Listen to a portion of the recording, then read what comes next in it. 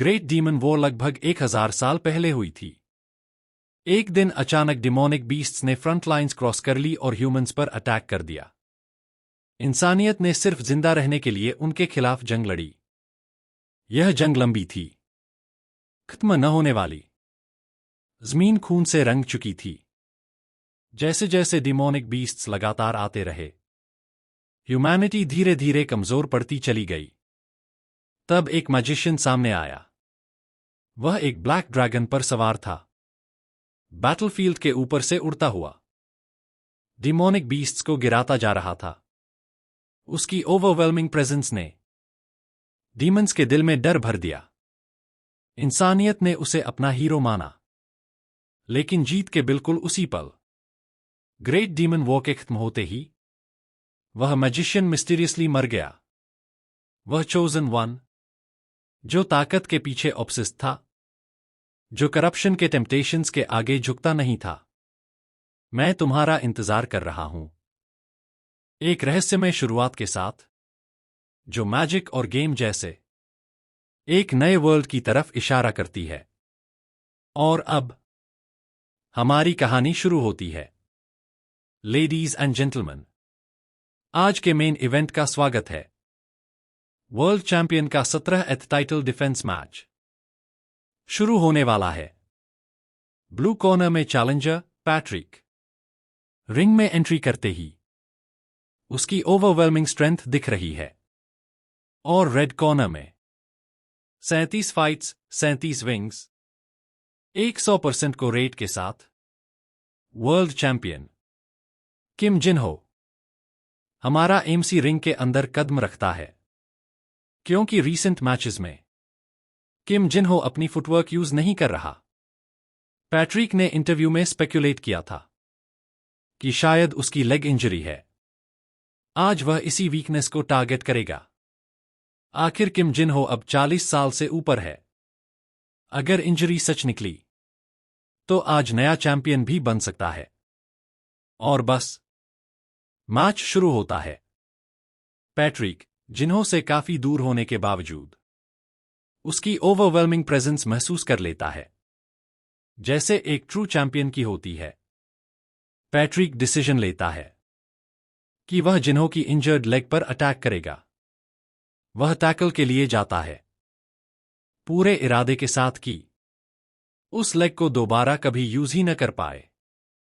वह स्मर्क करता है, लेग पकड़ने ही वाला होता है। तभी किम जिन हो पहले ही प्रिडिक्ट कर चुका होता है, एक परफेक्ट स्पिनिंग किक, और पैट्रिक एक ही हिट में नॉकआउट। मैच के बाद जिन्हो बोलता है, इसीलिए मैं अपनी लेग यूज नहीं करता, क्योंकि फिर मैच बहुत इजी हो जाता है। फाइट के बाद हमारा एमसी प्रेस कॉन्फ्रेंस अटेंड किए बिना चला जाता है। कोच से कहता है कि जब नेक्स्ट मैच स्केड्यूल हो जाए तो बताना। कोच उसे कार लेने को बोलता है। वेदर काफी खराब है, लेकिन जिन्हो कहता है कि वह घर तक रन करके चला जाएगा, क्योंकि रोड पर ट्रैफिक होगा। कोच चिल्लाता है, डिस्टेंस 30 किलोमीटर है। पर उसी वक्त कोच प्रेस रिपोर्टर्स से घिर जाता है। रिपोर्टर्स पूछते हैं, क्या किम जिन हो की लेग इंजरी सिर्फ एक प्लान फेक थी? कोच साय करता है। उसे जिन्हों के इमोशंस समझ आते हैं। डेब्यू से लेकर चैंपियन बनने तक वह हमेशा जिन्हों के साथ रहा था। उसे बुरा लगता है, क्योंकि जब तक जिन्हों रिटायर करेगा, शायद कोई भी अपोनेंट उसे खुशी नहीं दे पाएगा। कोच कहता है, कोई इंजरी नहीं है। पेनल्टी किम जिन्हो ने खुद पर ली। मीनवाइल किम जिन्हो अपने घर पहुंचता है, 34th फ्लोर पर।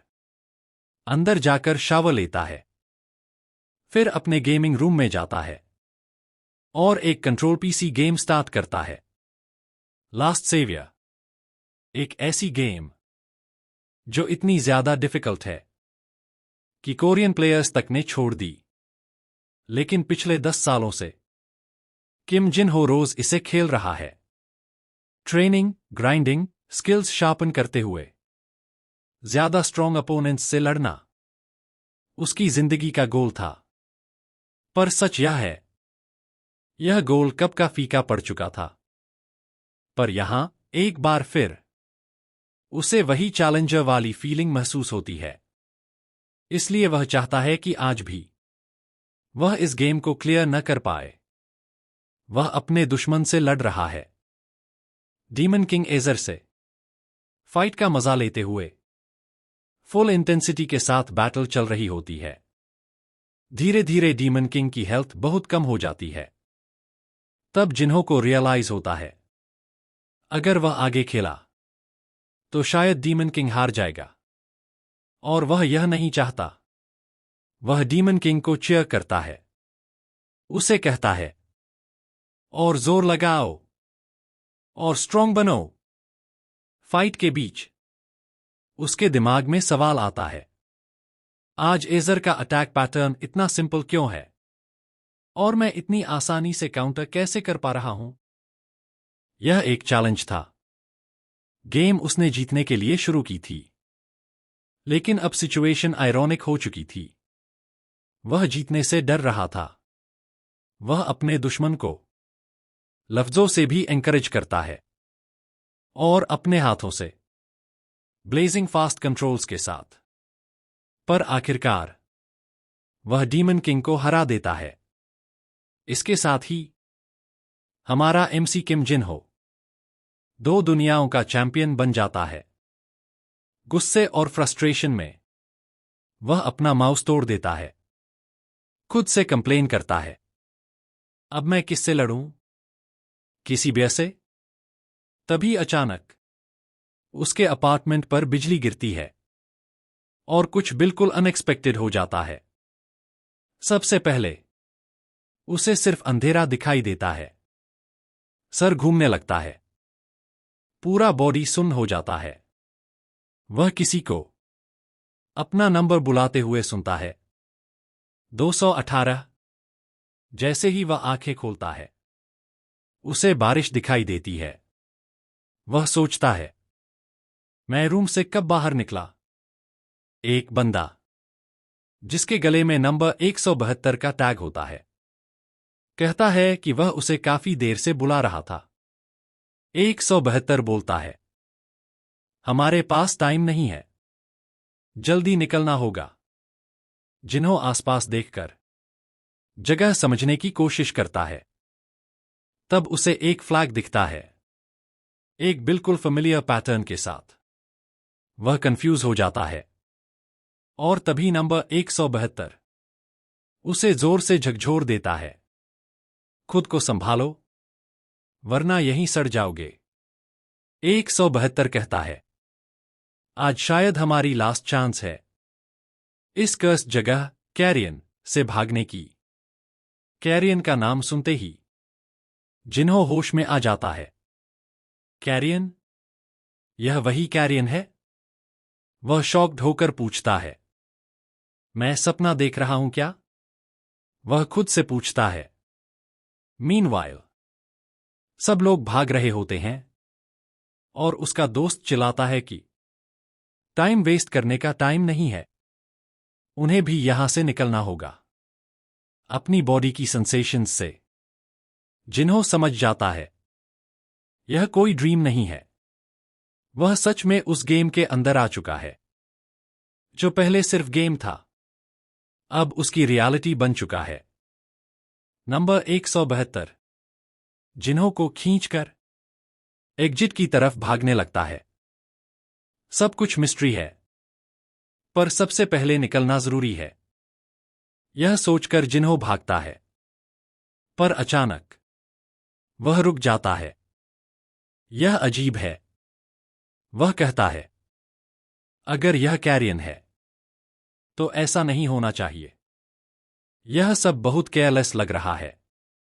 उसका दोस्त जवाब देता है, यह इसलिए हो रहा है क्योंकि डायरेक्टर क्लार्क यहां नहीं है, वह पहले ही निकल गया था। इसी वजह से सब प्रिजनर्स को एस्केप का मौका मिल गया। बिना रुके जिन्हों अपने सबॉर्डिनेट को पकड़कर आगे खींच लेता है। दिमाग से देखें तो सब बातें सेंस बना रही हैं, पर उसके कैरेक्टर के इंस्टिंक्ट्स जोर जोर से चिल्ला रहे हैं, किसी भी हाल में इस दरवाजे के आगे मत जाना। दरवाजा खुलना शुरू होता है और सभी प्रिजनर्स सोचते हैं कि आखिरकार वे फ्री होने वाले हैं। लेकिन तभी डायरेक्टर क्लार्क अचानक सामने आ जाता है और उस पहले प्रिजनर का हाथ काट देता है जो गेट के बाहर पैर रखता है। वह तुरंत अपनी टीम को ऑर्डर देता है कि जो भी गेट के बाहर निकला है सबको मार दो। हर एक प्रिजनर जान बचाने के लिए वापस प्रिजन के अंदर भागने लगता है, लेकिन चंद पलों में ही सब मार दिए जाते हैं। डायरेक्टर बाकी बचे हुए प्रिजनर्स को लाइन में खड़ा होने का ऑर्डर देता है और बोलता है, कोई भी हिला तो यहीं काट दिया जाएगा। लाशें देखकर नंबर 172 का कंट्रोल छूट जाता है और वह उल्टी कर देता है, जिस पर एक गार्ड उसे बुरी तरह पीट देता है। गार्ड बोलता है, अब से जो भी मूव करेगा उसे तुरंत काट दिया जाएगा। जिन्हों समझ जाता है कि कैरियन बच्चों के लिए भी बिल्कुल दयाहीन जगह है। इस हाल में किसी भी पल एक और मासकर हो सकता है, और अगर ऐसा हुआ तो उसके पास लड़ने के अलावा कोई चॉइस नहीं होगी। डायरेक्टर उसके सामने खड़ा होता है और कहता है, लगता है तुम लकी थे, या फिर तुम इतने डरपोक थे कि भागने की हिम्मत ही नहीं हुई। वह जिन्हों के कैरेक्टर को उसके फैमिली नेम से बुलाता है। जाते जाते डायरेक्टर बोलता है, आज बच जाने का तुम्हें बहुत अफसोस होगा। मैं उस दिन का इंतजार करूंगा। क्लार्क के जाने के बाद अरांत नाम सुनकर जिन्हों शॉक हो जाता है। लेबर कैंपरों के टावर बनाना एक बिल्कुल बेकार का काम, जो सिर्फ प्रिजनर्स को टॉर्चर करने के लिए था। कुछ दिन इस बॉडी में रहने के बाद उसने कुछ बातें डिस्कवर की। सबसे पहले, यह बॉडी बहुत ज्यादा कमजोर है। एक पत्थर उठाते ही सांस फूल जाती है।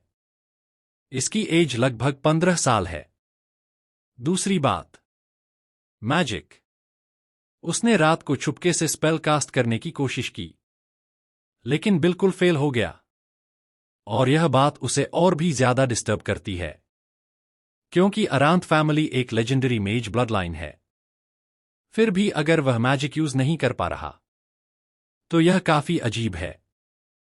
शायद इसी वजह से उसे इस तरह की जगह में फेंक दिया गया। उधर एक गार्ड साइड से उसे लगातार ऑर्डर देता रहता है।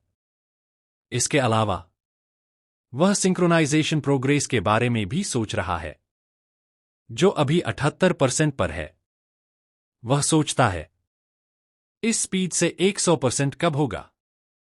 खाते वक्त उसे लगता है कि यहां आने के बाद वह एक्सरसाइज तो कर रहा है, लेकिन ऐसे खाने के साथ जिंदा रहना मुश्किल है।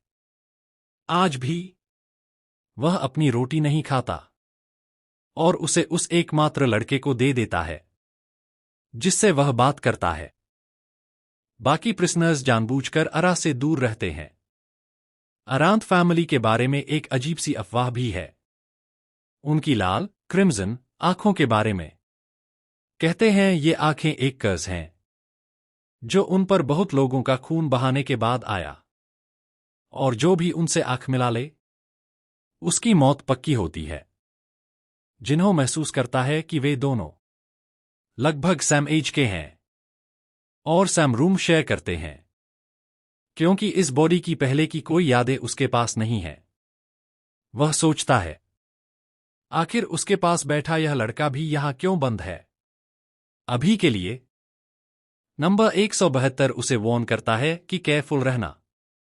उसका सबॉर्डिनेट कहता है कि अरांत की वजह से वर्कलोड बढ़ गया है, इसलिए बाकी प्रिजनर्स बिल्कुल खुश नहीं हैं, और इसी वजह से उसे खूनी नजरों से देखा जा रहा है। नंबर 172 खास तौर पर उसे वॉर्न करता है प्रिजनर नंबर 589 से सावधान रहने को, जो प्रिजनर्स का लीडर है। अरीना में उसकी रेप्यूटेशन काफी खूंखार थी। अफवाह यह थी कि वह मर्डर केस में यहां आया है। तो मेरे साथ घूमना तुम्हें भी डेंजर में डाल देगा ना?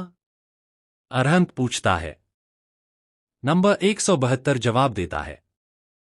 फिर भी हम काफी समय से एक दूसरे को जानते हैं। मैं बस इग्नोर नहीं कर सकता। अरहंत अपने दोस्त से कहता है। अभी के लिए यहां से चले जाओ। तुम बस बीच में फंस जाओगे। क्योंकि जिसका मुझे डर था, लगता है वह अब होने वाला है। नंबर 172 पीछे देखता है और देखता है कि प्रिजनर नंबर 589 अपने फॉलोअर्स के साथ उनके सामने खड़ा है। लीडर काफी गुस्से में होता है क्योंकि उसने सुना था कि सिर्फ अरहंत की वजह से उनका वर्कलोड बढ़ गया है। अरहंत कुछ बोलने ही वाला होता है कि लीडर सीधा उस पर अटैक कर देता है। अरहंत अटैक डॉज करता है, अपोनेंट को शर्ट से पकड़ता है और एक इंपैक्ट नी किक मारता है। लेकिन हैरानी की बात, कुछ भी नहीं होता।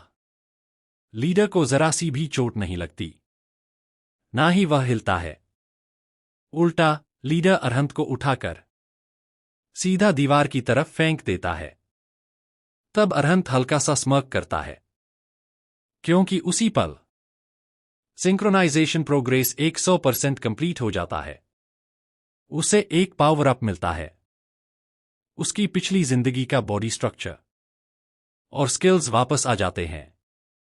वह फाइट से पहले हल्का सा वार्म अप करता है और लीडर को कहता है, आजा। अब हमारा एमसी, जिसका नाम जेड अरा है, सबसे पहले अपनी लेफ्ट लेग से किक करता है। लीडर ब्लॉक कर लेता है। जेड तुरंत राइट लेग से काउंटर अटैक करता है और इस बार डैमेज होता है। वह यहीं नहीं रुकता। लगातार किक्स से अपने दुश्मन को ओवरवेल्म कर देता है। आखिरकार क्लियर नॉकआउट होता है। जेड वही लाइन बोलता है जो उसने पहले भी बोली थी, इसीलिए मुझे अपनी टांगे यूज करना पसंद नहीं। बाकी प्रिजनर्स जेड पर अटैक करने ही वाले होते हैं, लेकिन जेड चालाकी से लीडर को हॉस्टेज बना लेता है। वह क्राउड को धमकाता है, अगर गार्ड्स को नहीं बुलाया तो मैं इसका हाथ तोड़ दूंगा। डर के मारे एक प्रिजनर गार्ड्स को बुलाने के लिए आगे बढ़ता है। इस तरह जेड इस सिचुएशन से निकल जाता है। थोड़ी देर बाद जब सब कुछ कंट्रोल में आ जाता है, नंबर 172 जेड की तारीफ करता है। यह सब तुमने कब सीखा? और तू इतना लंबा कब हो गया? मुझे लगा हम सम हाइट के थे। जेड हंसकर बोलता है, पत्थर उठाना शुरू कर दे, लंबा हो जाएगा। मजाक एक तरफ, सिंक्रोनाइजेशन के बाद उसके real world stats game stats में कन्वर्ट हो गए। हाँ, अपनी असली बॉडी के मुकाबले ये अभी भी चाइल्ड लेवल के ही हैं। अब एक रील स्टेटस विंडो सामने आता है जिसे वह काफी देर से देखना चाहता था। उसका क्लास, ट्रेट्स, स्टैट्स, पेनल्टीज, सब कुछ क्लियरली दिखता है। तभी वह देखता है कि उसके बॉडी में मना 0 है। एक मेज होते हुए भी मना 0 होना काफी कंफ्यूजिंग है। नंबर 172 के पॉइंट ऑफ व्यू से लगता है जेड पागल हो गया है। हवा में उंगलियां हिला रहा है और हंस रहा है। जमीन पर लेटे हुए जेड सोचता है, यह कैरेक्टर इतना ज्यादा बेकार है, इसीलिए अबैंडन किया गया। कोई सरप्राइज नहीं। सबसे पहले वह खुद को शांत करता है और सिचुएशन असेस करने का डिसीजन लेता है। कम से कम उसके फिजिकल स्टैट्स और सेंसेस 100 पर मैक्स्ड हैं। यह एक छोटी सी ब्लेसिंग है। हाँ, एक सप्रेशन पेनल्टी भी है, लेकिन वह सोचता है कि इस पतली सी बॉडी में वैसे भी 100 स्टैट्स पूरी तरह यूज नहीं कर पाएगा, इसलिए फिलहाल टेंशन लेने की जरूरत नहीं। पेनल्टी शायद ट्रेनिंग से ओवरकम हो जाए, लेकिन प्रॉब्लम यह है कि डाइट भी बहुत खराब है। और ऊपर से उसके पास काफी सारे ट्रेट्स ऐसे थे जो उसने पहले कभी देखे ही नहीं थे। और हैरानी की बात यह थी कि हर एक ट्रेट श्रैंक, सील्ड, नर्व्ड था। गेम से जो सिर्फ दो चीजें उसे पहचानी लगीं, वह थीं पॉइजन इम्यूनिटी और इमॉर्टल गैम्बलर। अगर मना 0 न होता तो यह कैरेक्टर बिल्कुल बेहद शक्तिशाली होता। यह एक क्रूअल जोक था कि उसे आर्चमेज का ब्लेसिंग मिला हुआ था, जबकि उसका मना लेवल बिल्कुल 0 था। खैर, वह डिसाइड करता है कि बाकी सब बाद में समझेगा, क्योंकि मना प्रॉब्लम का कोई न कोई सल्यूशन जरूर होगा ही। उसी वक्त एक गार्ड अनाउंस करता है कि जिन नंबर्स को वह बुलाएगा उन्हें बाहर निकलना होगा। फिर वह नंबर्स कॉल करता है, 114, 456, 891 और आखिरी में 2918। चारों बाहर निकल जाते हैं। ये कौन लोग हैं? जेड पूछता है। उसका दोस्त बताता है, ये डेथ रो इनमेट्स हैं। एग्जीक्यूशन से पहले इन्हें फाइनल मील दिया जाता है। जो चाहें वही खा सकते हैं। बातों बातों में जेड नोटिस करता है कि उसे नंबर 172 का नाम ही नहीं पता।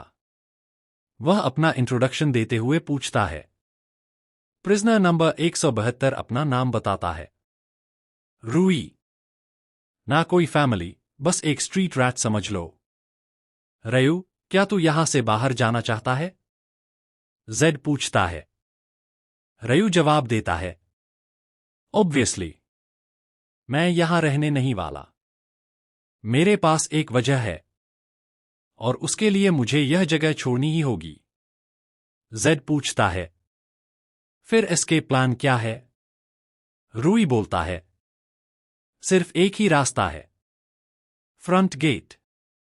और उसकी की वार्डन के पास होती है। जेड सजेस्ट करता है, तो फिर डायरेक्टर को गिराकर की स्टील कर लेते हैं। रयू तुरंत बोलता है, यह बिल्कुल मैडनेस है। डायरेक्टर एक फिफ्थ सर्कल नाइट है। जेड को याद आता है कि वार्डन क्लार्क मेजिस से नफरत करता है। लास्ट सेवियर वर्ल्ड में नाइट्स और मेजिस जन्म के दुश्मन होते हैं। सोचते सोचते उसका दोस्त एक और आइडिया देता है, स्टील कर लेते हैं। स्ट्रीट रैट्स बोलना सीखने से पहले पिक पॉकेटिंग सीख जाते हैं। लेकिन प्रॉब्लम यह थी कि वार्डन हमेशा गार्ड से घिरा रहता है, इसलिए डायरेक्ट थेफ्ट पॉसिबल नहीं। तभी जेड को कुछ समझ आता है, और धीरे धीरे एक प्लान बनने लगता है। अगले दिन गार्ड अनाउंस करता है कि आज उनका वर्कलोड डबल होगा। कुछ प्रिजनर्स प्रोटेस्ट करते हैं कि यह बार बार हो रहा है। उनमें से एक वार्डन को बास्टर्ड बोल देता है। तुरंत गार्ड अपनी ब्लेड उसके गले के पास रख देता है। गार्ड कहता है, मैं बस वार्डन के ऑर्डर्स रिले कर रहा हूं। कंप्लेंट है तो उसी से जाकर बात करो। तुम यह सब क्यों कर रहे हो? प्रिजनर पूछता है। क्यों? गार्ड रिपीट करता है, और उसकी नजर जेड पर टिक जाती है। सब लोग जेड को घूरने लगते हैं। गार्ड बाहर जाकर सिगरेट पीने लगता है। रयू कहता है, सिचुएशन खराब होती जा रही है, लेकिन जेड उसे दूर रहने को बोलता है। जेड समझ जाता है कि वह हरामी क्लार्क जानबूझकर रायोट भड़का रहा है, क्योंकि वह डायरेक्टली किसी प्रिजनर को मार नहीं सकता। इसलिए प्रिजनर्स को ही एक दूसरे के खिलाफ भड़का रहा है, और गार्ड्स भी उसमें शामिल हैं। इस बार जेड डिसाइड करता है कि वह यह सब इग्नोर नहीं करेगा, जैसे कल किया था। उधर रयू अपने दोस्त की चिंता करते हुए भाग जाता है। सारे गुस्से में भरे प्रिजनर्स जेड पर अटैक करने का फैसला करते हैं। सब उसे घेर लेते हैं और मारना शुरू कर देते हैं। लेकिन जेड अपनी अनबीटेबल लेग्स से पहला पंच मारता है।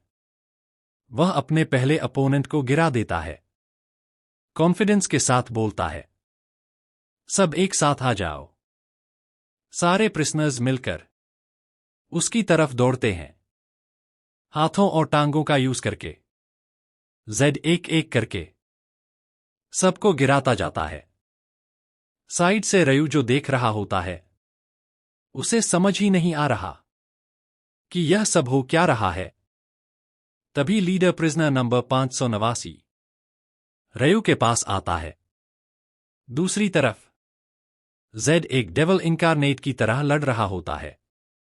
यही है, वह सोचता है, अटैक डॉज करने का थ्रिल और क्लीन हिट लगने का वह इलेक्ट्रिक सेंसेशन, यही तो वह महसूस करना चाहता था। हाँ, यही वह फीलिंग थी जिसने उसे मार्शल आर्ट्स का एडिक्ट बना दिया था। वह बस इसी सैटिस्फाइंग फीलिंग को बार बार टेस्ट करना चाहता था, चेहरे पर एक ग्रिन के साथ। तभी प्रिजनर नंबर 245 अपने पैर से अहंत का अटेंशन खींचता है। वह जेड को रुकने को बोलता है, क्योंकि उसने रयू को हॉस्टेज बना रखा होता है। वह कहता है, फ्रेंड्स इंपॉर्टेंट होते हैं, लेकिन उनकी यह धमकी उल्टी पड़ जाती है। जेड शांत आवाज में बोलता है, तुम लोगों ने बहुत बड़ी गलती कर दी है। जैसे ही इनमेट्स रयू को पकड़ते हैं, जेड दोबारा कहता है, तुमने बहुत बड़ी मिस्टेक की है। एक बड़ा सा आदमी रयू का गला दबा देता है और एक लंबा सफेद आदमी डैगर लेकर आगे आ जाता है। वह जेड से कहता है, एक मनालिस अरा के आउटकास्ट के साथ लड़ना तुम्हारे लिए ऑनर की बात होनी चाहिए। यह कहते ही वह अटैक कर देता है।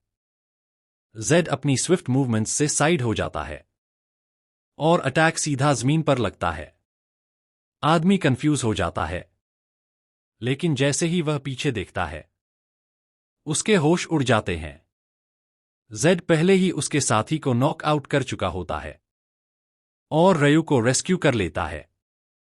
आदमी पैनिक में पूछता है, तुमने क्या किया? क्या तुमने मैजिक यूज की? जेड कामली जवाब देता है, नहीं, मैंने कोई मैजिक यूज नहीं की। फिर जेड तेज मूवमेंट के साथ सीधे उस आदमी की तरफ रश करता है। वह आदमी जेड के मूव्स देखकर बिल्कुल मेस्मराइज्ड हो जाता है। अगले ही पल जेड उसकी नेक पर किक मारता है और उसे हवा में उड़ा देता है। तभी डायरेक्टर क्लार्क वहां आ जाता है और जेड को बुलाता है।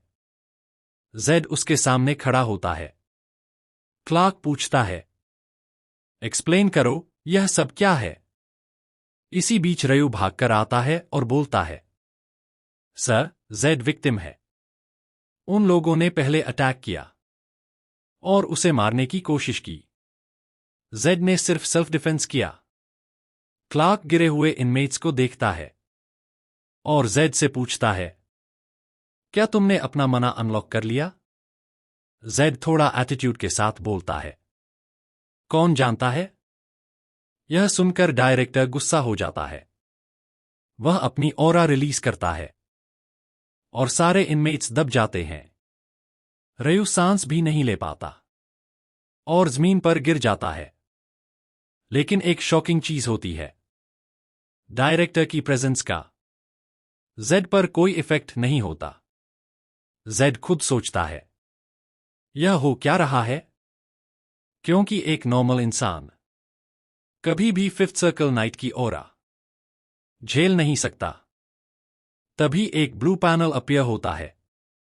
उस पर लिखा होता है, चैंपियन की नोबल सोल ट्रेट के कारण सप्रेशन रेजिस्ट हो गया है।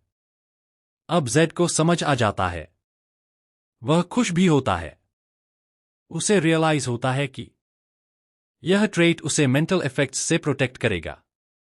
यह एक ओवरपावर्ड स्किल है और यह जस्टिफाइड भी है, क्योंकि पिछली जिंदगी में वह मार्शल आर्ट्स की दुनिया के पीक पर था। तो एक फिफ्थ सर्कल नाइट उसे कैसे इंटिमिडेट कर सकता है? क्लार्क शॉक्ड हो जाता है कि बिना मना के भी जेड बिल्कुल ठीक खड़ा है।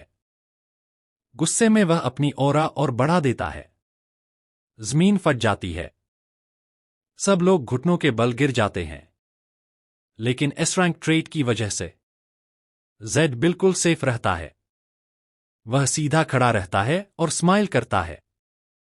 डायरेक्टर के होश उड़ जाते हैं। दूसरे वार्डन्स भी बर्दाश्त नहीं कर पाते और क्लार्क से रुकने की भीख मांगते हैं। सिचुएशन देखकर क्लार्क शांत होता है। जेड भी रिलीफ महसूस करता है। वह सोचता है, अगर डायरेक्टर और गुस्सा हो जाता और स्वॉर्ड निकाल लेता तो यह पूरा डिजास्टर बन जाता।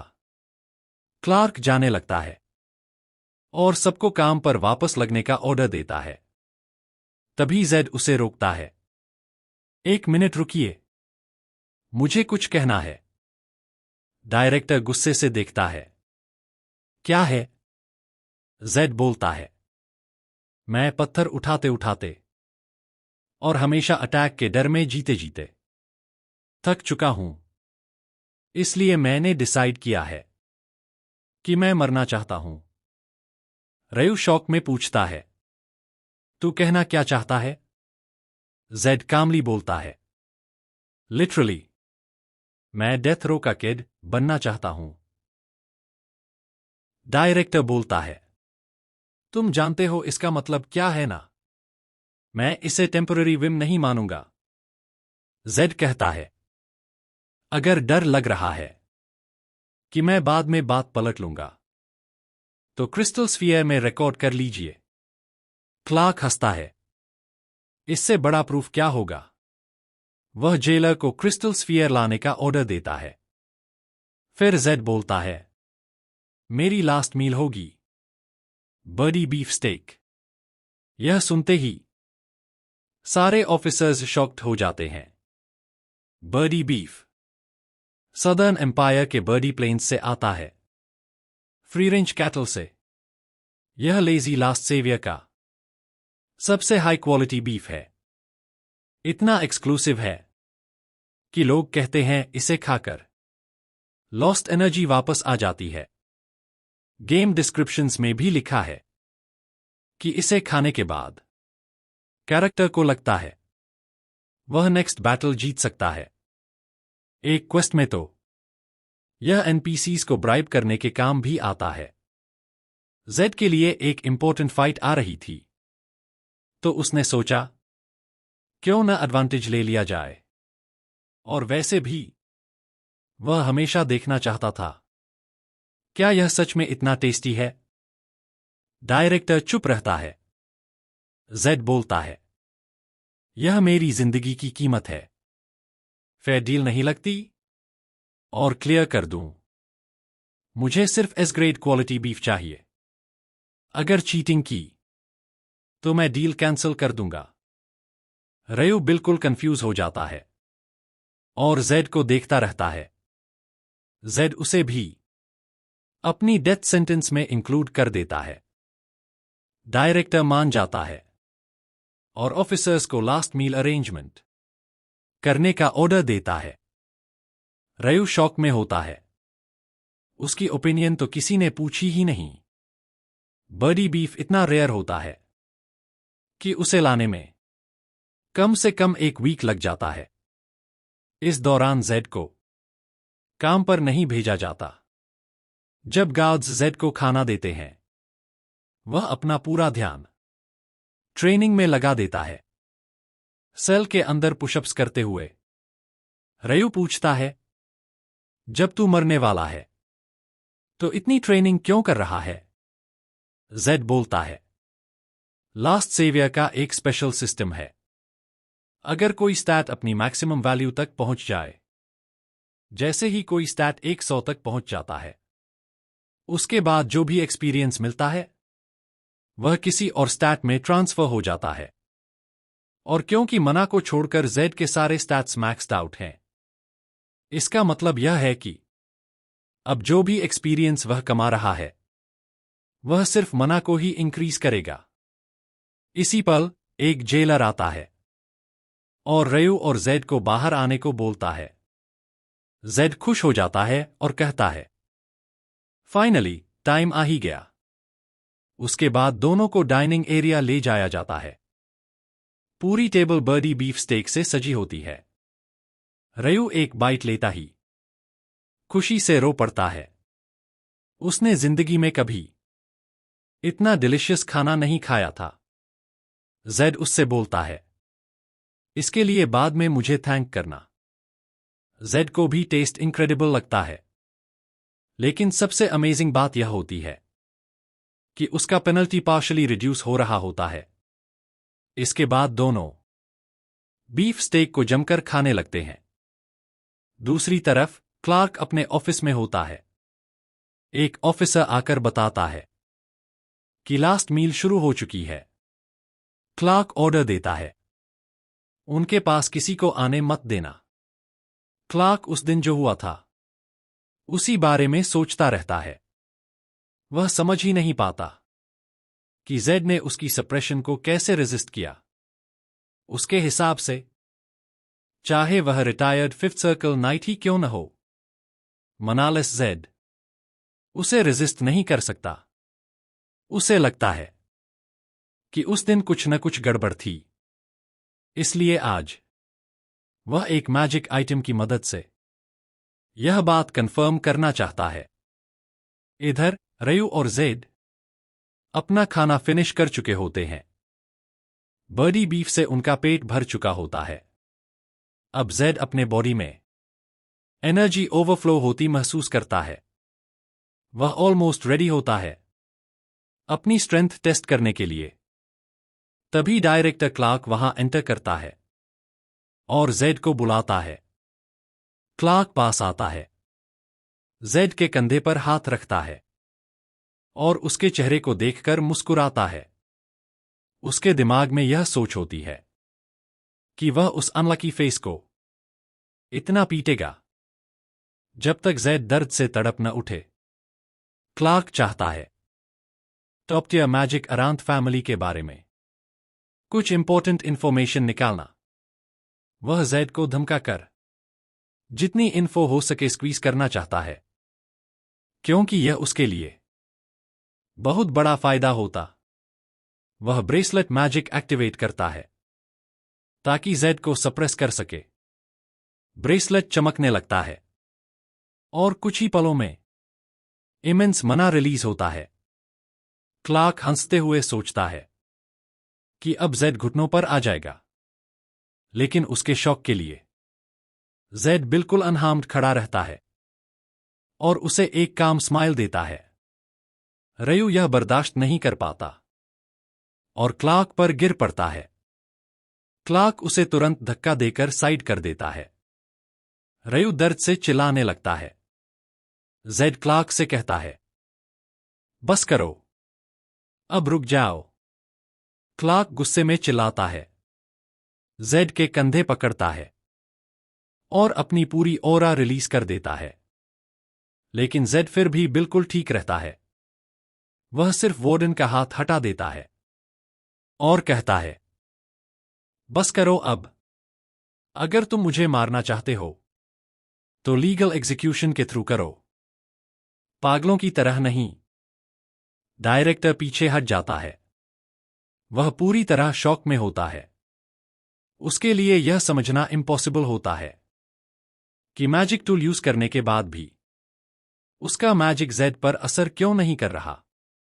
उसके पास सिर्फ एक ही लॉजिकल एक्सप्लेनेशन होती है, जेड शायद सिक्स्थ सर्कल मेज हो।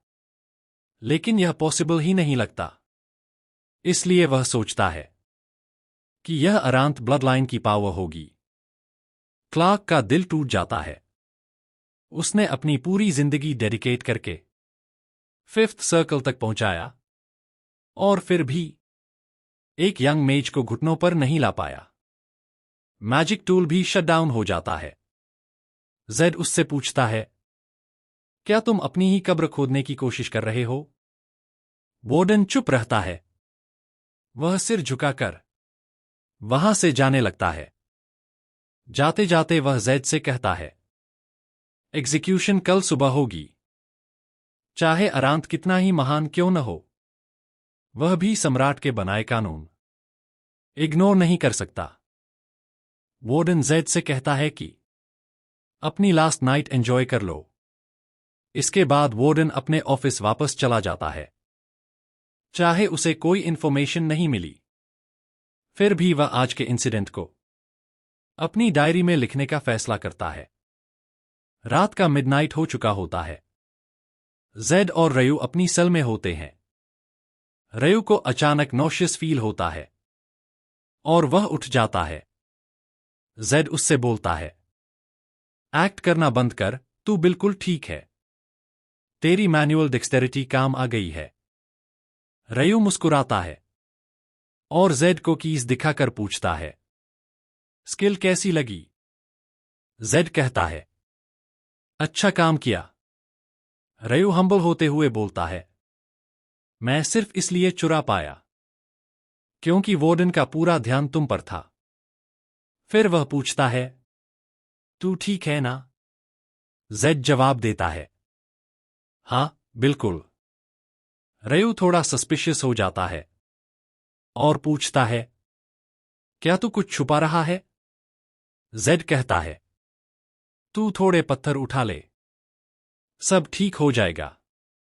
इसके बाद जेड अपने स्टैट्स चेक करता है और देखता है कि पेनल्टी 10 पॉइंट्स कम हो चुकी है। वह पहले से अलग महसूस करता है। उसके सेंसेस ज्यादा शार्प हो गए हैं और स्ट्रेंथ भी बढ़ गई है। यह देखकर वह डिसाइड करता है कि पेनल्टी को जल्दी से जल्दी पूरी तरह हटाना होगा। जेड रयू से कहता है, तू पूरा रेस्ट कर, उसके बाद हम यह जगह छोड़ देंगे।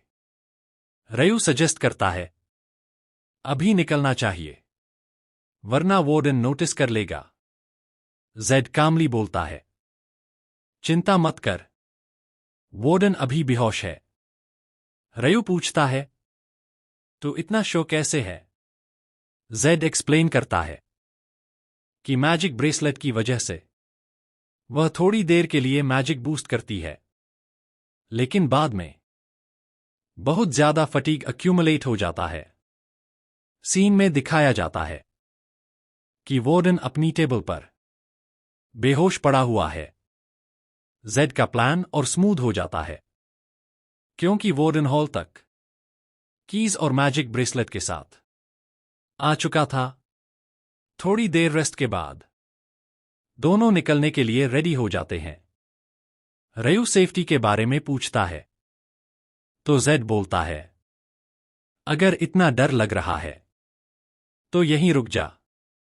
रयू डिसाइड करता है कि वह जेड के साथ ही जाएगा, लेकिन प्रॉब्लम यह होती है कि सेल डोर की की नहीं होती। रयू पूछता है, अब क्या करें? जेड रयू को साइड में धक्का देता है और गेट को एक किक में तोड़ देता है। रयू शॉक में पूछता है, तू सच में मेज है क्या? जैसे ही वे बाहर निकलते हैं, गार्ड्स शोर सुनकर आ जाते हैं। जेड और रयू भागने लगते हैं। वे बिल्डिंग से बाहर निकलकर ग्राउंड पर दौड़ते हैं, लेकिन फ्रंट गेट के गार्ड्स ने रोड ब्लॉक कर दिया है। जेड रयू से कहता है, रुकना मत, बस भागते रहना। फिर जेड आगे बढ़ता है, एक नाइट अटैक करता है, लेकिन जेड डॉज करके उसे फेस पर पंच मार देता है। वह एक नाइट को उठाकर दूसरे गार्ड्स पर फेंक देता है, जिससे काफी गार्ड्स गिर जाते हैं। जेड रुकता नहीं। जो भी गार्ड सामने आता है उसे नॉक आउट करता चला जाता है। बीच में पहुंचकर वह नाइट्स को एक एक करके हरा देता है। नाइट्स पूरी ताकत से आते हैं, लेकिन जेड अपनी ब्रूट स्ट्रेंथ और टेक्निक्स से सबको गिरा देता है।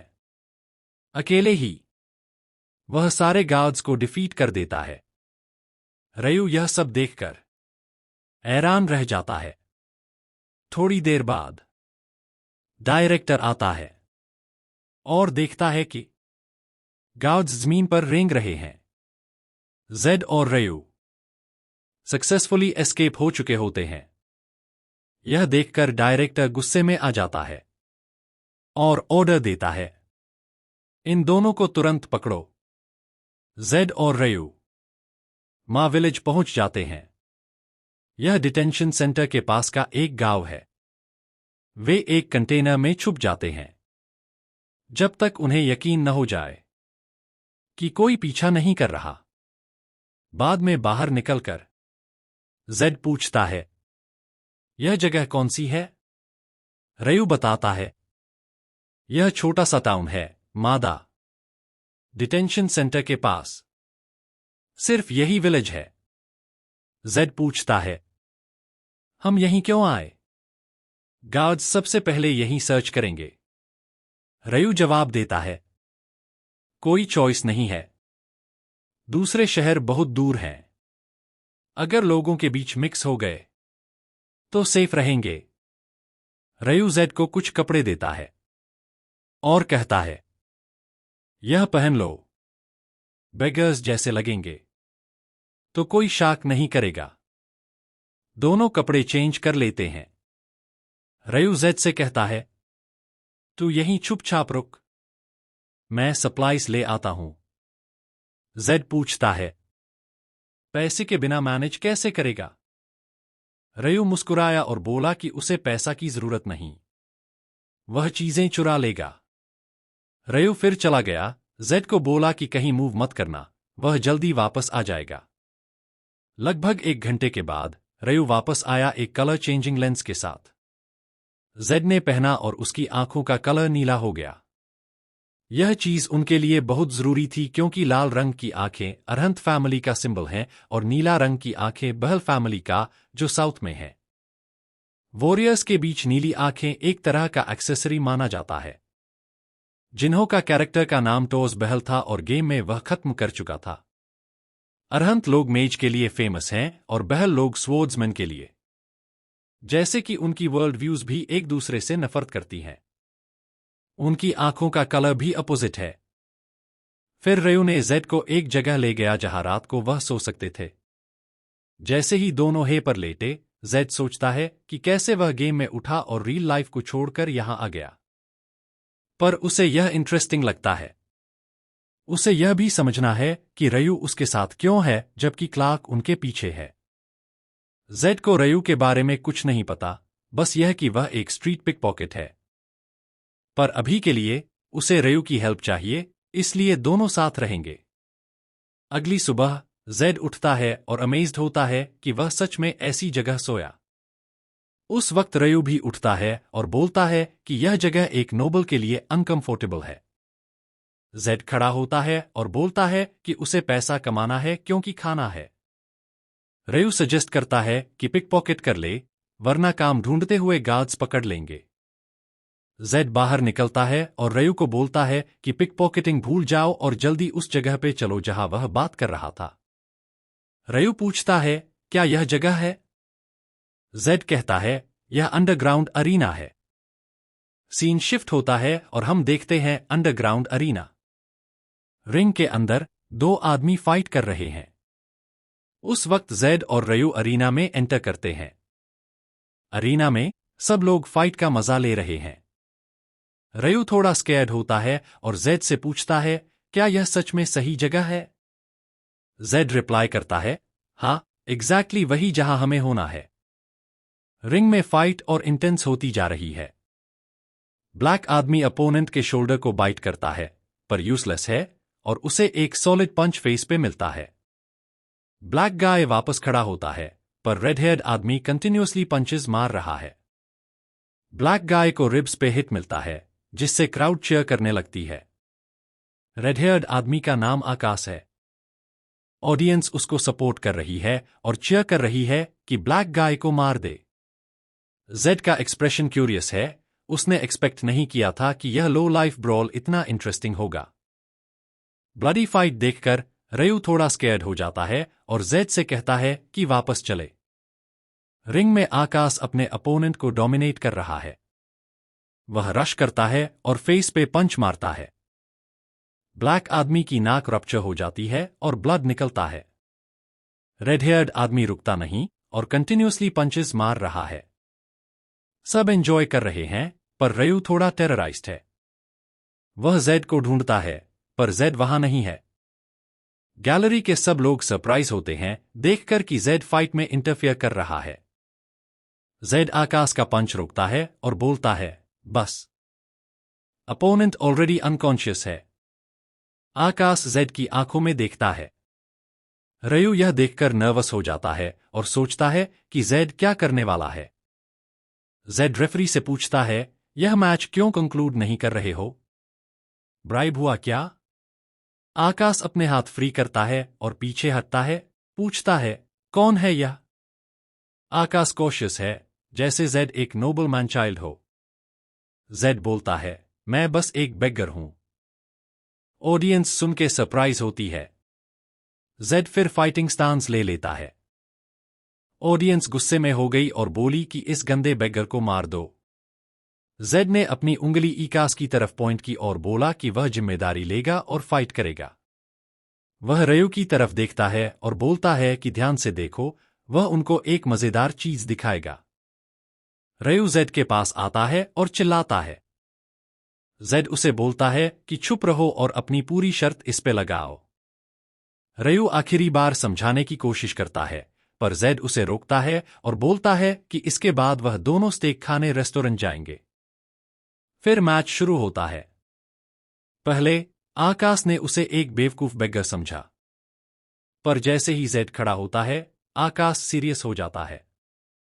आकाश को जेड के स्टैंड से एक अलग ऑरा फील होता है। उसने ऐसा पहले कभी नहीं देखा या सुना। यह देखकर वह नर्वस हो जाता है, पर कंट्रोल करके रश करता है अटैक करने के लिए। जब वह पास आता है, जेड पहला हिट आकाश के फेस पे मार देता है। आकाश की नाक से खून निकलता है। वह कंफ्यूज्ड है और समझ नहीं पा रहा कि क्या हुआ। जेड उसे कुछ पॉइंटर्स देता है और कंटिन्यूसली पंचेस मारना शुरू करता है। वह आकाश को कंप्लीटली ओवरवेल्म कर देता है। आकाश सब पंचेस ले रहा है, क्योंकि उसे एक भी गैप नहीं मिल रहा स्ट्राइक करने के लिए। जेड अपना वेट यूज करता है पंचेस को और स्ट्रॉन्ग बनाने के लिए। वह फेस पे पंच मार के आकाश के फ्रंट टीथ तोड़ देता है। रयू अपनी आंखें शुरू से बंद करके जेड के लिए प्रे कर रहा है। जब वह आंखें खोलता है तो सरप्राइज होता है कि आकाश पीछे धकेला गया है।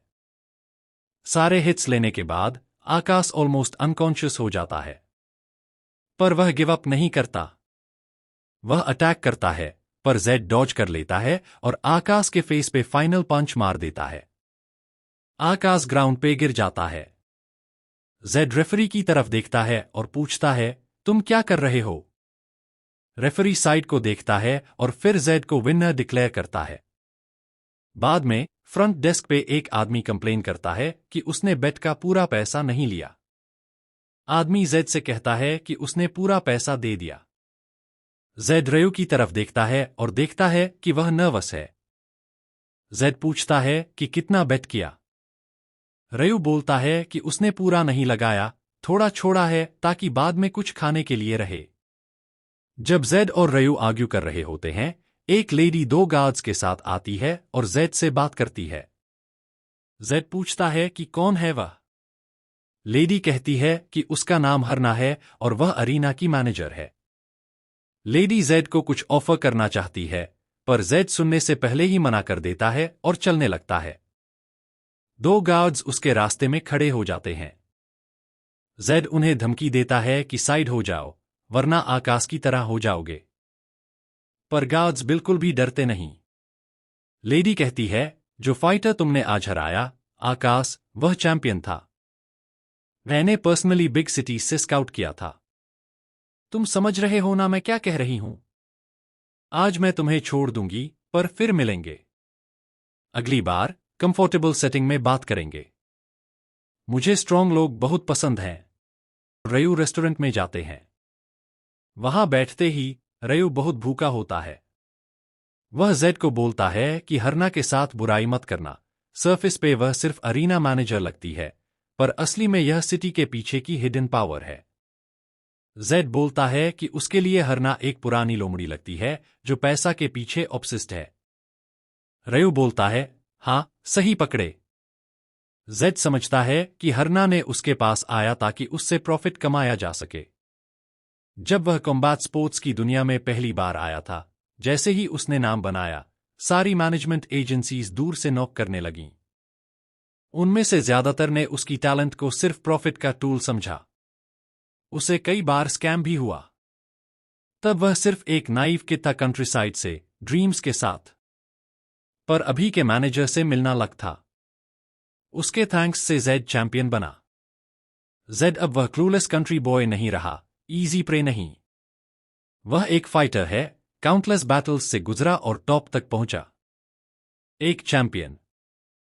जब जेड यह सोचता है, तब उनका बर्डी बीफ स्टेक सर्व हो जाता है। रयू खुद को रोक नहीं पाता और खाना शुरू कर देता है। जेड उसे रोकता है और बोलता है, यह मीट फेक है। कलर और मार्बलिंग कंप्लीटली ऑफ है। जेड का सस्पिशन क्लियर हो जाता है जब वह याद करता है कि डिटेंशन सेंटर का वार्डन को पूरा एक वीक लगा यह मीट हाथ में लाने के लिए। तो फिर यह अगले सिटी में इतना इजीली कैसे अवेलेबल है? बर्डी बीफ बहुत महंगा और रेयर है, तो इसे ज्यादा कस्टमर्स को कैसे सर्व कर सकते हैं? रयू बोलता है कि छोड़ दो, अंदर जाकर सबका टेस्ट सैम ही होगा। पर जेड इस बात को इग्नोर नहीं करता, क्योंकि बर्डी बीफ का पैसा दे के फेक मीट मिलना एक स्कैम है। जेड वेटर को बुलाता है। वेटर आता है एटीट्यूड के साथ और बोलता है, हमारा टाइम वेस्ट करना बैंड करो, बस खाना फिनिश करो। जेड बोलता है, यह मैंने ऑर्डर नहीं किया। मैंने स्पेसिफिकली बर्डी बीफ ऑर्डर किया था। वेटर गुस्से में बोलता है, हाँ? तुम जानते भी हो कहाँ हो? स्ट्रीट्स पे शायद यह चल जाए, पर यहां नहीं। जेड बोलता है, स्टॉप, ओनर को बुलाओ, यह पंक बिल्कुल भी नहीं डरता। जैसे ही वेटर यह बोलता है, जेड चिल्लाता है और बाकी कस्टमर्स का अटेंशन अट्रैक्ट हो जाता है। सिचुएशन को हैंडल करने के लिए वेटर बोलता है कि चुप हो जाओ और फॉलो करो। वेटर उन्हें बॉस के पास ले जाता है। रयू और जेड एक रूम में एंटर करते हैं जहां सब लोग क्लीवर्स लेकर खड़े हैं। रेस्टोरेंट का बॉस बीच में बैठा है। बॉस बोलता है, तो यह है वो पंकी एज ब्रैट्स जो ट्रबल क्रिएट कर रहे हैं? जेड रिप्लाई करता है, हाँ, पंकी एज इसलिए क्योंकि आप लोग काउंटरफीट मीट बेच रहे हो। बॉस बोलता है, तुम्हें रूम का सेंस पता होना चाहिए। जेड बोलता है, मुझे रूम का सेंस नहीं चाहिए। मुझे सिर्फ यह पता है कि तुम सिचुएशन को कितना ब्लाइंड देख रहे हो। अगर तुमने मुझसे फाइट किया, तो कौन मरेगा, सोचो। यह सुनते ही लोग रश करते हैं अटैक करने के लिए। जेड एक एक करके सबको नॉकआउट कर देता है। उसका एक पंच काफी है किसी को अनकॉन्शियस करने के लिए। सेकंड्स में वह 4 लोगों को डिफीट कर देता है। लास्ट वाले को जमीन पे स्लैम कर देता है। बॉस डर जाता है यह देखकर। रयू चीयर करता है और बोलता है, तुम्हें पता नहीं किसके साथ फाइट चूज किया, यह वही बंदा है जिसने आकाश को बेयर हैंड्स से हरा दिया था। बॉस फिर पूछता है कि वह क्या चाहते हैं।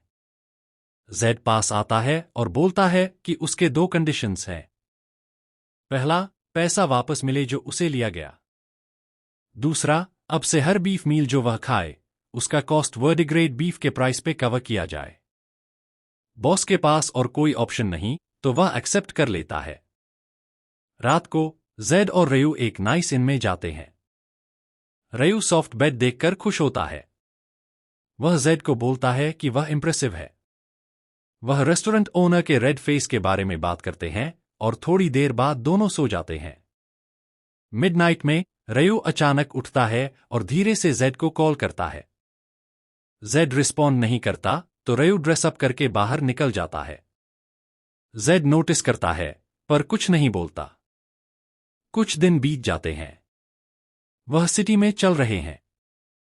सुबह रयू और जेड उठते हैं और जेड अपना डेली वर्कआउट स्टार्ट करता है। रयू पूछता है, इतना हार्ड क्यों वर्कआउट कर रहे हो? यूजुअली मेजेस वर्कआउट नहीं करते। क्या यह इसलिए किया क्योंकि तुम्हारे पास मना नहीं है? जेड अवॉइड करने की कोशिश करता है और बोलता है, कुछ ऐसा ही है। जेड फिर अपनी स्टेटस विंडो देखता है और देखता है कि मना 0 है। वर्कआउट करने के बाद भी मना स्कोर बिल्कुल चेंज नहीं हुआ। ट्रेनिंग के बाद जेड को भूख लगती है। वह रयू से बोलता है कि रेडी हो जाओ, क्योंकि वह खाने जाएंगे। रयू पूछता है, कहाँ जाएंगे? जेड बोलता है, बीफ रेस्टोरेंट, टोनी। काफी दिन हो गए यहां गए हुए। हम 3 दिन से स्टेक हाउस नहीं गए।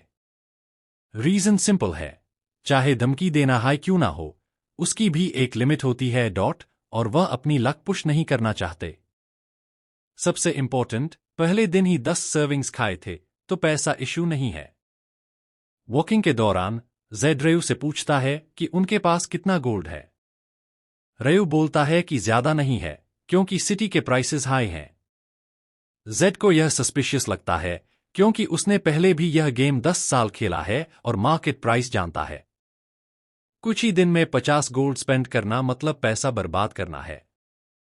उस वक्त जेड ने रयू से कुछ भी नहीं पूछा और वह खुद देखना चाहता था कि रयू पीछे से क्या कर रहा है। जैसे ही वह रेस्टोरेंट पहुंचे, वेटर तुरंत ओनर को इन्फॉर्म करता है। ओनर वेटर को बोलता है कि उन्हें वही डिश दे दो जो पहले से प्रिपेयर की गई है। वेटर पोलाइटली जेड और रयू को एक प्राइवेट रूम में ले जाता है। टेबल पे मीट ऑलरेडी सर्व है।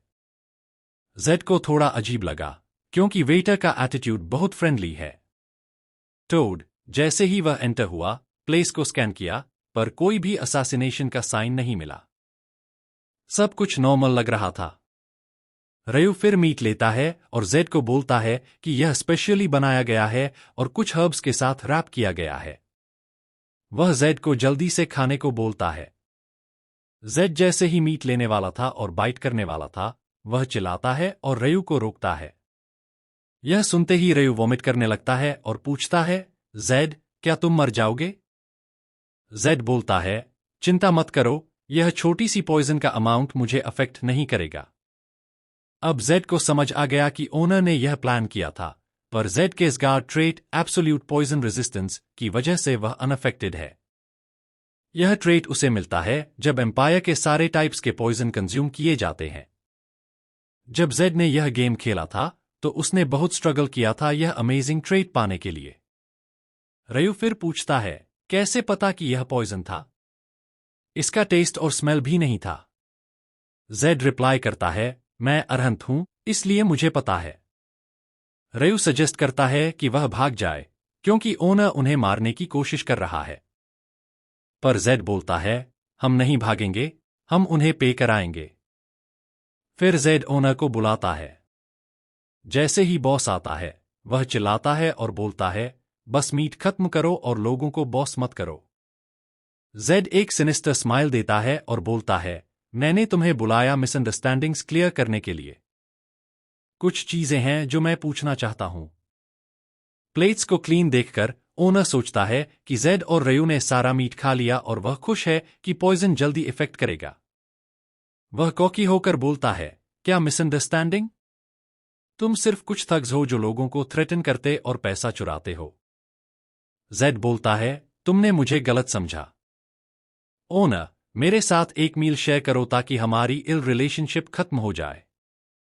रयू एक रैप्ड मीट लेकर आता है और ओनर को बोलता है कि खाओ। ओनर नर्वस लगता है और पूछता है, यह क्यों दे रहे हो? जेड बोलता है, यह रिकंसिलिएशन का जेस्चर है। अगर तुम एक्सेप्ट करते हो, तो मैं सेकंड कंडीशन लास्ट टाइम की रिमूव कर दूंगा। ओनर बोलता है, मेरा कोई इरादा नहीं है ऐसे बास्टर्ड्स के साथ पीस बनाने का। जेड बोलता है, स्ट्रेंज।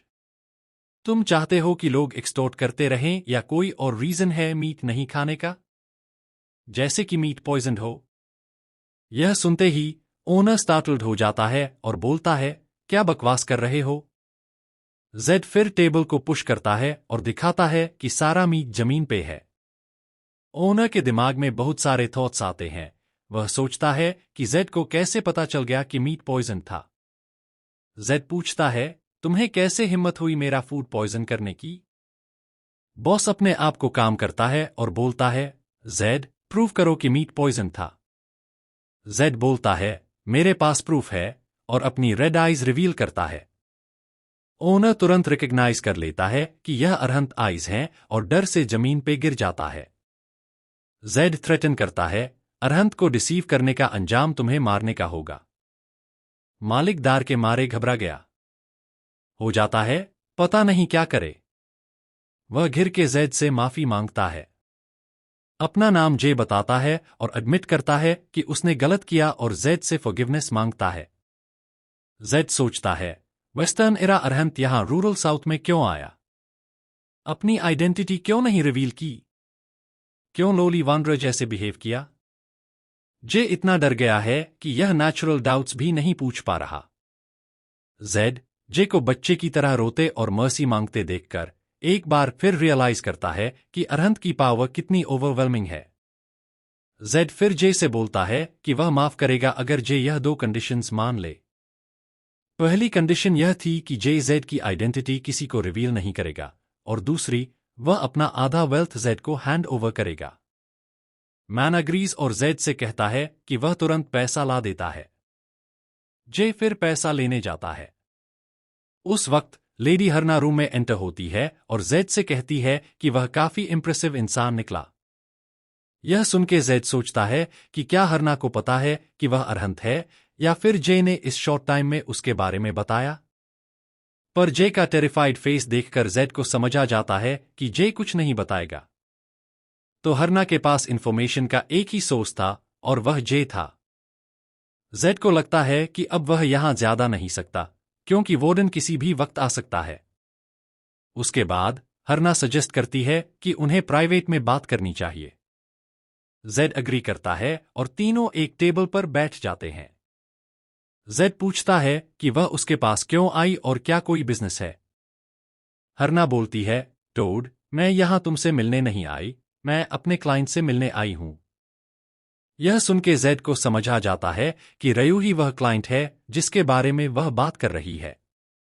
जेड रयू की तरफ देखता है। रयू अपना हेड नीचे कर देता है और जेड से सॉरी बोलता है कि उसने यह छुपाया। हरना फिर रयू से कहती है कि उसने रिक्वेस्ट को लुकअप किया, पर उसके लिए ज्यादा पैसा चाहिए। रयू हैरा होकर बोलता है, व्हाट? यह तो डील नहीं था। तुम्हें पता है मैंने तुम्हें ऑलरेडी कितना पैसा दिया? हरना बोलती है, यह अमाउंट बस तुम्हारे डेली मील एक्सपेंसेस कवर करता है। क्या तुम्हें लगता है मिसिंग सिबलिंग ढूंढना इजी है? किसी का वेयर अबाउट्स, लाइफ या डेथ कंप्लीटली अननोन है? यह सुन के रयू ब्रेक हो जाता है और रोट हुए बोलता है, यह कैसे कर सकती है? यह मेरा लास्ट होप था। जेड बीच में बोलता है और हरना को कहता है कि अगर वह रयू की रिक्वेस्ट एक्सेप्ट करेगी तो वह भी एक्सेप्ट करेगा। हरना अग्री कर लेती है और जेड से कहती है कि उसे एक और फाइट एक्सेप्ट करनी होगी। जेड रीमैच एक्सेप्ट करता है और कहता है कि रयू की रिक्वेस्ट प्रोसीड करने दो। उसके बाद मीटिंग खत्म होती है और रयू और जेड इनकी तरफ वॉक करते हैं जहां वे स्टे कर रहे हैं। रयू थोड़ा डाउन लग रहा है। जेड पूछता है, क्यों इतना डाउन है? अब हमारे पास बहुत पैसा है। रयू सॉरी बोलता है जेड से कि पैसा छुपाया और इस मैटर को नहीं बताया। वह कहता है कि उसका कभी इंटेंशन नहीं था जेड को बीट्रे करने का। जेड बोलता है कि वह शुरू से जानता था कि रयू ने थोड़ा एक्स्ट्रा पैसा पॉकेट किया, पर वह अनअवेयर था कि हरना के साथ क्या डील हुआ। फिर तुमने जानकर प्रिटेंड क्यों किया जैसे कुछ पता नहीं? रयू ने पूछा। क्योंकि मुझे फर्क नहीं पड़ता। मैंने सोचा जो हेल्प तुमने मुझे दी, उसका वैल्यू कम से कम इतना ही था। पर अब हम ये दोबारा नहीं होने देंगे। अब कुछ भी छुपाना मत। सब कुछ बता दो। इस दुनिया में सबसे बुरा चीज है ट्रस्ट का रीपेमेंट बिट्रेयल से करना। चाहे तुम्हारा बैकग्राउंड कितना भी रफ हो, ट्रैश मत बनो, जेड ने रयू से कहा।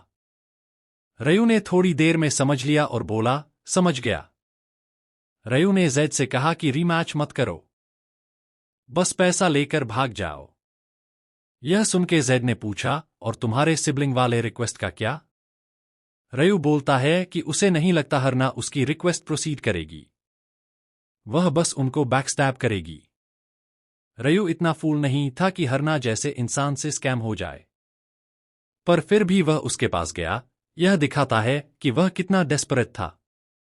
एक सदा रोप पकड़ा जैसे ही जानता था कि यह स्नैप हो सकता है। और हरना वह अडल्ट था जो डेस्परेट बच्चे को बीट्रे कर देगा। जेड रयू से बोलता है कि वह यह सब जानता था और इनिशियली जाने वाला था, पर फिर अपना माइंड चेंज कर दिया। रयू उससे कन्विंस करने की कोशिश करता है कि छोड़ दो, क्योंकि रीमैच जेड के लिए ट्रैप है। जेड भागना नहीं चाहता। वह कहता है, जब मैं ट्रैश देखता हूं, मैं उसे क्लीन करना चाहता हूं।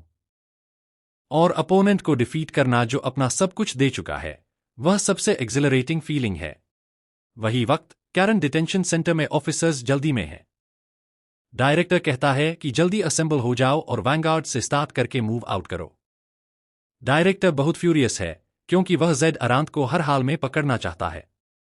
3 दिन बाद अंडरग्राउंड अरीना में एकास और जेड फाइट के लिए रेडी हैं। सीट्स पूरी फिल्ड हैं और लोग एकास के लिए चीयर कर रहे हैं। एकास काफी कॉन्फिडेंट लग रहा है और जेड सोचता है कि रीजन क्या हो सकता है। रयू वरीड है और जेड से कहता है कि प्रॉमिस करो अगर सिचुएशन कंट्रोल से बाहर हो जाए तो वह इमीडिएटली सरेंडर करेगा। फाइनली मैच शुरू होता है। दोनों एक दूसरे के सामने खड़े होते हैं। ऑडियंस सरप्राइज होती है एकास के न्यू स्टांस देखकर। एकास जेड को कॉपी कर रहा है। हरना ने बता दिया कि जेड अरांत है और मना नहीं है। यह एकास को और कॉन्फिडेंट बनाता है। एकास पहले मूव करता है। उसके अटैक्स जेड जैसे हैं। पिछले मैच में जेड के टेक्निक्स देखने के बाद एकास ने प्रैक्टिस की और समझ गया कि जेड के टेक्निक्स कितने यूजफुल हैं। यह जेड को भी थोड़ा सरप्राइज करता है, क्योंकि उसने एक्सपेक्ट नहीं किया था। जेड सक्सेसफुली सारे अटैक्स डॉज करता है। उसकी नजर बेल्ट पर पड़ती है जो एकास पर है। उसके बाद जेड एक गैप देखता है और एकास के फेस पर पंच मार देता है। आकाश बिल्कुल अनहार्म्ड था। वह जेड पर हंसने लगता है और कहता है, तुम वीक हो बिना किसी मना के।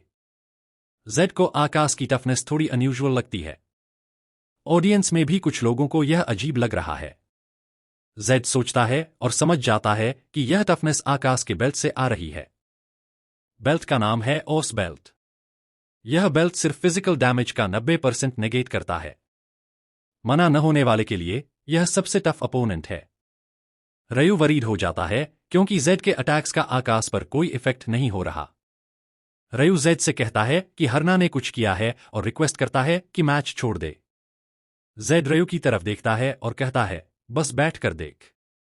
जेड खड़े देखकर आकाश पूछता है, क्या यह स्कैर्ड है और सरेंडर करने वाला है? जेड रिप्लाई करता है, नो वे। वह थोड़ी सरप्राइज्ड है, पर यह मोमेंट का वेट कर रहा था। फिर जेड अपनी स्टांस चेंज करता है और एक किक से आकाश को हिट करता है। आकाश कंकशन से स्टन हो जाता है और कुछ नहीं कर पाता। जेड किक्स कंटिन्यू करता है और आकाश को पुश बैक करता है। जेड मजा ले रहा है। अर्थ का स्ट्रॉन्गेस्ट मैन किम जिन्हो एके जेड। अभी पहली बार उसने रियल एक्साइटमेंट फील किया। किसी ने भी 1 मिनट से ज्यादा उसके अगेंस्ट नहीं टिका, इसलिए उसके पास अपनी स्किल्स फुली यूज करने का मौका नहीं था। पर आकाश को देखो, सारे किक्स के बाद भी वह खड़ा है। किम जिन्हो के लिए यह फर्स्ट टाइम है। जेड हाई किक लॉन्च करने वाला था, पर आकाश अपना फेस गार्ड करता है।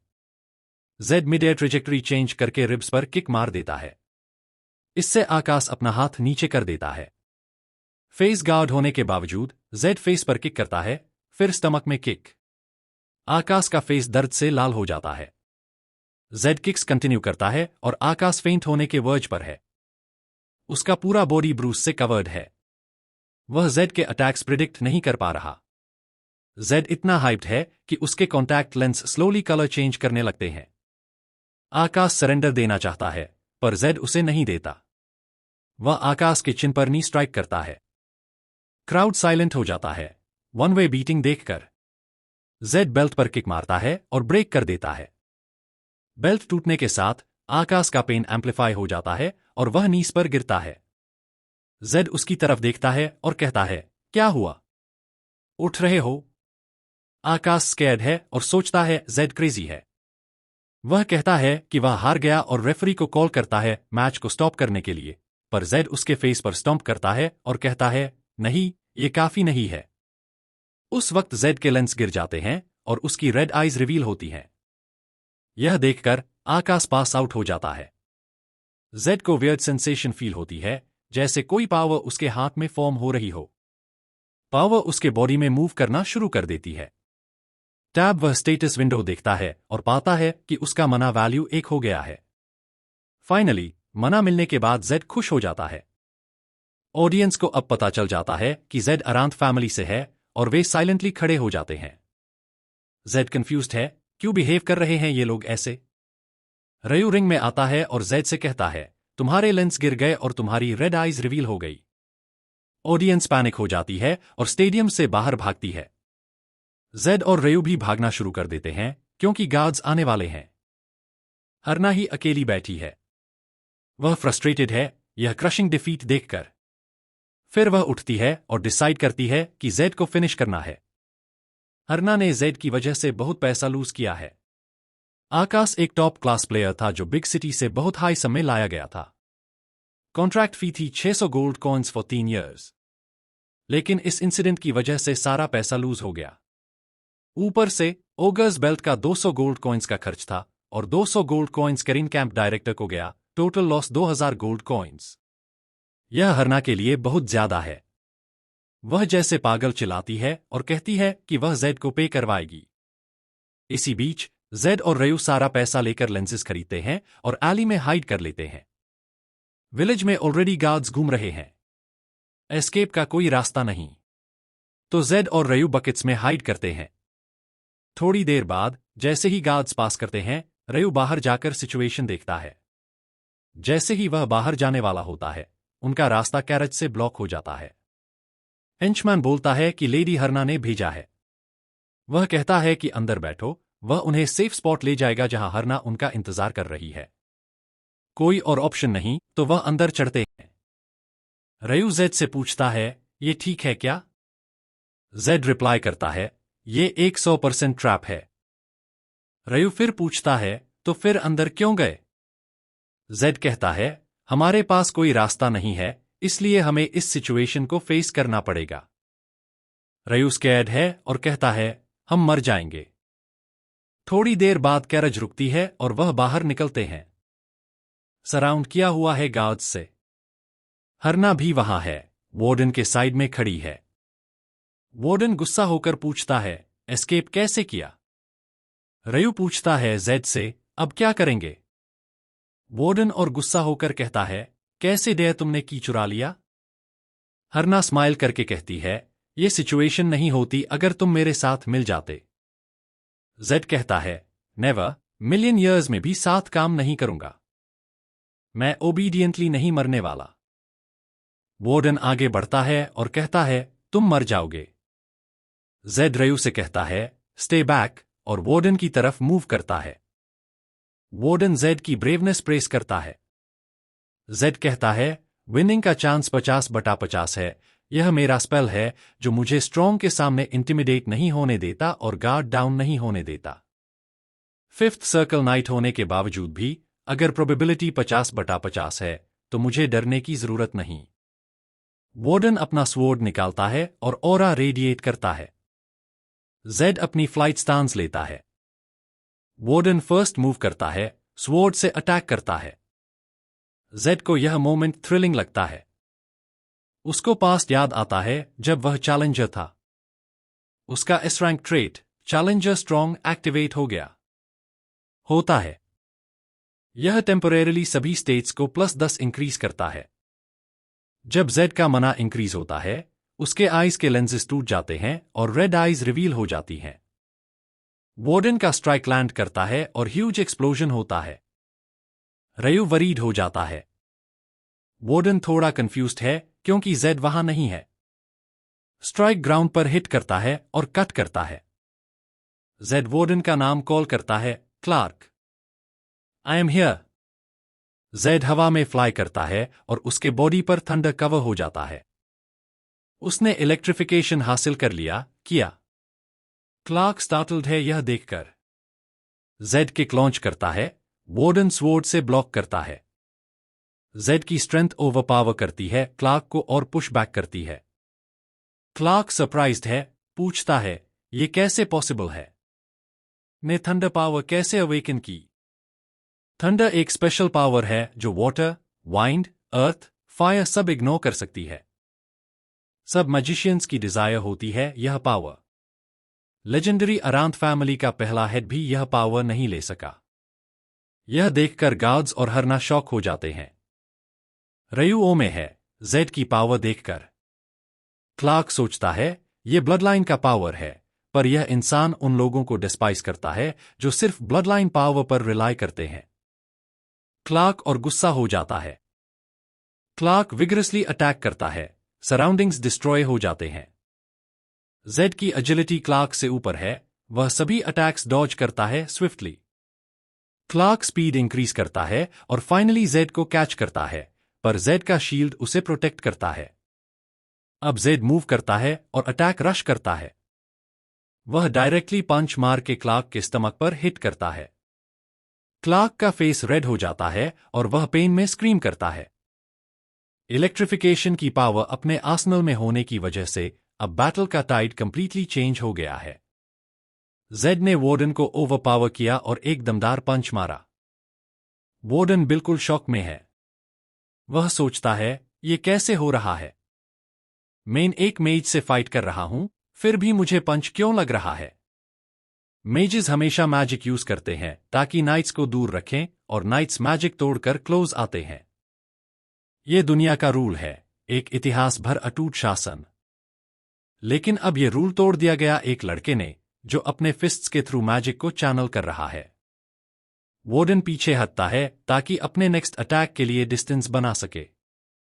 लेकिन सरप्राइज यह है कि जेड तुरंत डिस्टेंस क्लोज कर लेता है और अटैक करता है। अपोनेंट को काउंटर करने का मौका भी नहीं मिलता। फाइनली जेड लास्ट पावरफुल पंच लगाता है और वार्डन को हवा में उड़ा देता है। डायरेक्टर है और डिफीट एक्सेप्ट करता है, अपनी लाइफ विक्टर के हाथ में ऑफर करते हुए कहता है कि ये टाइप का पावर तो एक्सपेक्टेड है एक अरहंत से। जेड पूछता है, क्या आप पता करना है कि आप हार गए क्यों? डायरेक्टर सुनना नहीं चाहता और बोलता है, बस मुझे मार दो। जेड रिप्लाई करता है, मेरी विक्ट्री का सिर्फ एक रीजन है, मैंने ज्यादा मेहनत की और ज्यादा ट्रेन किया। डायरेक्टर गुस्से में चिल्लाता है, नॉनसेंस मत बोल। ये इसलिए हुआ क्योंकि तुम अरांत हो। तुम अलग पैदा हुए हो, बस यही रीजन है। साथ ही वह कहता है कि टैलेंटेड लोग जैसे जेड अनटैलेंटेड की स्ट्रगल्स को नहीं समझते। जेड बोलता है, अभी मेन डायरेक्टर से वीक हूं। अगर उसके पास ज्यादा एक्सपीरियंस होती और बेटर रिएक्ट करता तो शायद मेन हार जाता। लेकिन वार्डन का इंफीरियॉरिटी कॉम्प्लेक्स उसे ब्लाइंड कर दिया और यही उसके प्रोग्रेस को रोक रहा था। लोगों को अपनी डिफीट का रीजन कहीं और नहीं देखना चाहिए, रीजन सिर्फ खुद में है। डायरेक्टर ये सुनकर स्माइल करता है, जैसे एक यंग मेज उसे शिवलरी याद दिला रहा हो। बस बस बस मुझे मार दो अब, वह बोलता है, क्योंकि उसकी प्राइड का सवाल है। जेड सोचता है, अगर मैं यहां वार्डन को मारूंगा तो एम्पायर मेरा बाउंटी लगाएगा। लेकिन उसे बस छोड़ भी नहीं सकता। थिंकिंग के बीच उसका इस level skill tenacious challenger wear off हो जाता है और इलेक्ट्रिफिकेशन हॉल्ट हो जाती है।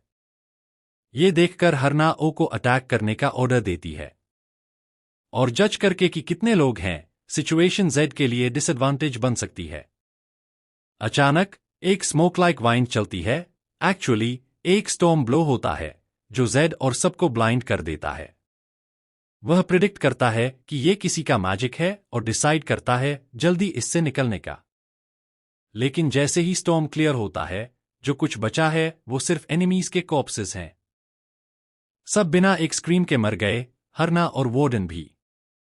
जेड अकेला सर्वाइवर नहीं है। उसका फ्रेंड रेयू, जो बुशेस के पास हाइड कर रहा था, सेफ है और बाहर आता है।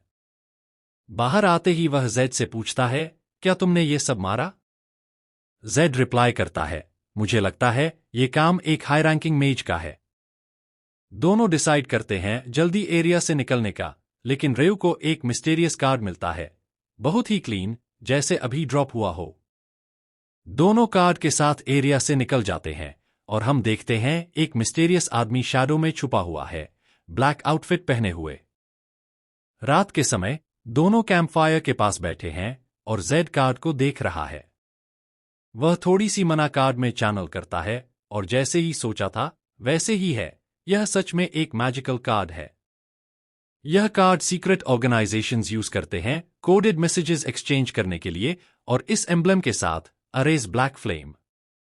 और भी है, एक ऑर्गेनाइजेशन है जिसका नाम है अराहांस ब्लैक मिरर कॉर्प्स। यह सिर्फ अरन फैमिली के हेड के लिए एब्सोल्यूट लॉयल्टी स्वेयर करते हैं। दोनों स्केल और मिशंस पूरे सीक्रेसी में हैं। एम्पायर की लार्जेस्ट और सबसे एलीट सीक्रेट ऑर्गेनाइजेशन। कार्ड के बैक में नंबर 4 लिखा है। अगर जेड सही याद करे तो 1 का मतलब एक्सेप्टेंस या अफर्मेशन, 2 का मतलब रिजेक्शन या डिनायल, 3 का मतलब नेगोशिएशन या प्रपोजल, और 4 का मतलब ऑब्जर्वेशन या प्रोटेक्शन। अरांत मुझे प्रोटेक्ट कर रहा है। मुझे मना न होने की वजह से डिस्कार्ड किया गया था, लेकिन अब उन्होंने अपना माइंड चेंज कर दिया, जेड सोचता है। फिर उसे याद आता है कि अब उसका मना स्टैट है, तो वह चेक करता है। क्लार्क को डिफीट करने के बाद कुछ पेनल्टीज लिफ्ट हो गई थी और मना 2 पॉइंट्स से इंक्रीज हो गया था। वह सोचता है कि क्या इस वर्ल्ड में एक्सपीरियंस सिस्टम है जैसे गेम में था। उसने एक न्यू स्किल अनब्लॉक किया है, ट्रांसेंडेंट फॉर्म मैजिक, जो फिजिकल एबिलिटीज को ग्रेटली एनहांस करता है और साथ ही एक शील्ड जनरेट करता है। अभी यह स्किल इनएक्टिव है, शायद स्टैट्स लो होने की वजह से। जेड कंक्लूड करता है कि शायद उसे अपना मना वैल्यू 5 या 10 तक इंक्रीज करना पड़े ताकि स्किल एक्टिवेट हो। तब रयू बोलता है, मेन सो नहीं पा रहा क्योंकि मेन सोच रहा हूं नेक्स्ट स्टेप क्या होगा। जेड रिप्लाई करता है, हमें प्रिल्दा जाना है। रयू रिमाइंड करता है, पहले तुमने मेंशन किया था कि कोचमैन का बॉडी नहीं मिला। मतलब रूमर्स अभी तक स्प्रेड हो गए होंगे और एम्पायर जल्दी ही वारंट इशू करेगी। और सबसे इंपॉर्टेंट, हम प्रिल्दा कैरेज के बिना नहीं पहुंच सकते। इतना दूर वॉक करना इम्पॉसिबल है। जेड बोलता है, हमें राउट थोड़ा एडजस्ट करना पड़ेगा। हम तम्या जा रहे हैं। तब तम्या विलेज, सदर्न फ्रंट्स आउटपोस्ट में कुछ लोग समन किए जाते हैं। उनमें से एक रिकग्नाइजेबल कैरेक्टर है, किम जिनहो का मेन कैरेक्टर जब उसने गेम प्ले किया था। कैरेक्टर बोलता है, मेन तुरंत सर्च स्टार्ट करूंगा। मेन, टोस बहल, डिसऑनरेबल अरेस को हंट करके एक्सिक्यूट करूंगा। बाद में टोस लॉर्ड के कॉल का जवाब देने जाता है। लॉर्ड बोलता है, एक मिशन आया है टर्स के लिए। एक अरहंत जो कैरन डिटेंशन सेंटर में इम्प्रिजन था कुछ साल पहले, फैसिलिटी से एस्केप हो गया है और अब मोटर सिटी के कई लोगों को मार के रन कर रहा है। मेन सब कुछ टर्स पे छोड़ता हूं।